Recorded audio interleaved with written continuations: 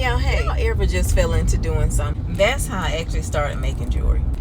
So about 5 years ago, I kind of fell into my passion. I lost my anklet in Publix grocery shopping, and somebody came up off an anklet that I had custom made for me on a girl's trip to Cozumel long years ago.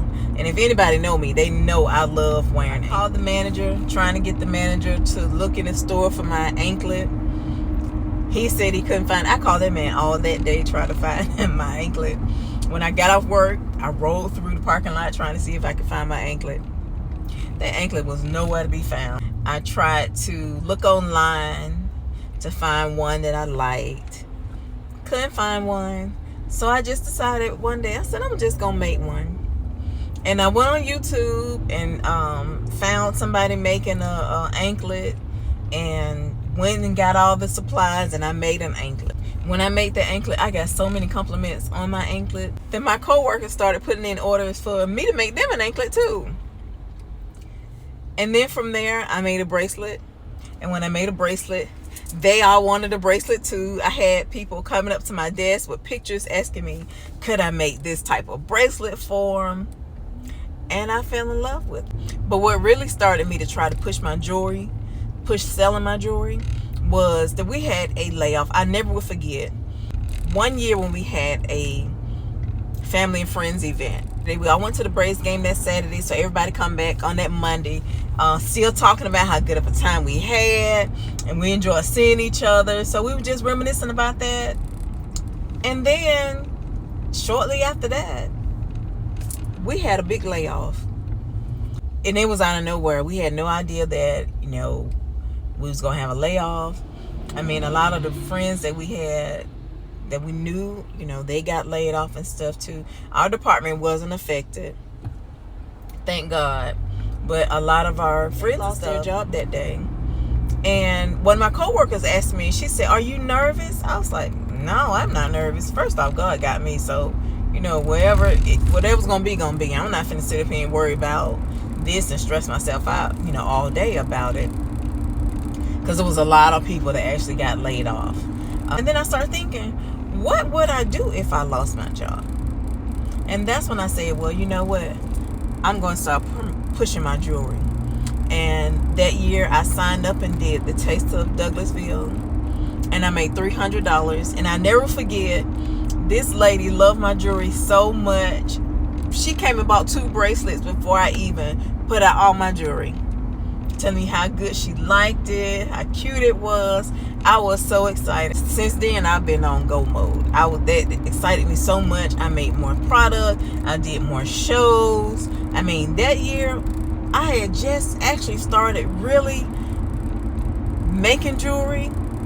And I got out there, y'all. I signed up for a 2-day Taste of Soul pop-up shop. That pop-up shop was like, I want to say like $400 or something like that. I didn't even know nothing about jewelry. I had just started, but I was focused, and my motto is all the time, whatever you put into it, that's what you're gonna get out of it.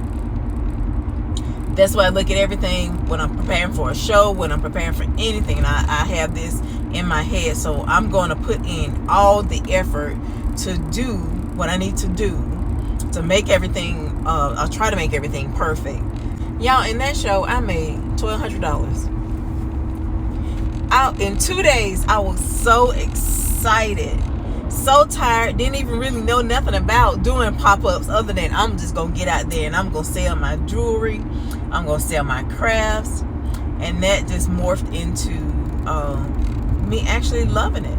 So I invested in myself. I took a necklace class to hone in on making necklaces and got a good technique, and I've been producing and making jewelry since then. Over the years I've gotten a lot better at it, and in fact this expanded into me doing body care products, which I never thought I would do either. I think I just said I'm just not gonna buy soap no more, because first off I learned that Dove wasn't a soap. I just did some research and did trial and error with my soap. They said they liked it. I took their feedback, went back to the drawing board, which is the soap that I have now, and I perfected that down to a science. And then I just started making body butters because I was like, okay, I'm not buying lotion no more, because anything I can buy I can make myself. And then it's better for you too, because I am pretty much natural. I try to do everything natural, from my household cleaners to, you know, the way I cook. I just try to do everything better, because you don't have to have all the toxic ingredients to produce a product. And the same thing with my body butters. I end up having just saying I'm not gonna buy lotion anymore, because I was using Aveeno, and that did nothing for my skin. My skin used to be really dry, even with using that. And I just said, okay, I can make something better, and that's what I did. I got a good formula, had my co-workers, my church members, my family, my friends, just like they tested out my soap, I had them testing out my body butters, which is a product that I have now. And when I tell y'all, I love it.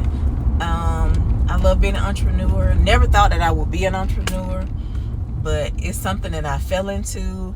And when I tell you, some days are tiring because you wear many hats as an entrepreneur.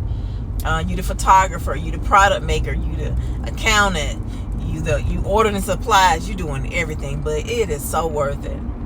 And I know if I can do it, y'all can do it too. So if it's something that you want to do, or if you feel like that, you know, you want to start your own business, start it, because it's rewarding. It really is. I enjoy making products, because, you know, I make all my products with love.